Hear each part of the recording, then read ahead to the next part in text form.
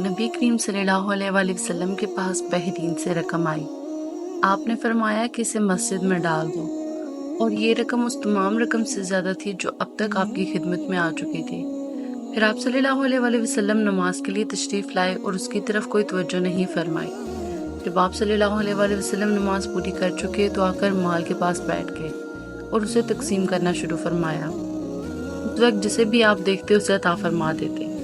اتنے میں حضرت عباس رضی اللہ تعالیٰ عنہ حاضر ہوئے اور بولے کہ یا رسول اللہ مجھے بھی عطا کیجیے، کیونکہ میں نے غزوہ بدر میں اپنا بھی فدیہ دیا تھا اور عقیل کا بھی، اس لیے میں زیر بار ہوں۔ رسول کریم صلی اللہ علیہ وآلہ وسلم نے فرمایا کہ لے لیجیے۔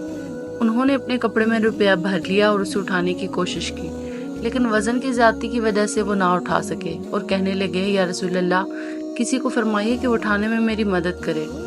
آپ صلی اللہ علیہ وآلہ وسلم نے فرمایا نہیں، یہ نہیں ہو سکتا۔ انہوں نے کہا کہ پھر آپ ہی اٹھوا دیجیے۔ آپ صلی اللہ علیہ وآلہ وسلم نے اس پر بھی انکار کیا۔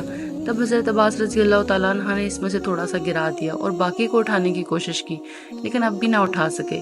پھر فرمایا کہ یا رسول اللہ صلی اللہ علیہ وسلم کسی کو میری مدد کرنے کا حکم دیجیے۔ آپ نے انکار فرمایا تو انہوں نے کہا پھر آپ ہی اٹھوا دیجیے، لیکن آپ نے اس سے بھی انکار کیا۔ تب انہوں نے اس میں سے تھوڑا سا روپیہ گرا دیا اور اسے اٹھا کر اپنے کاندھے پر رکھ لیا اور چلنے لگے۔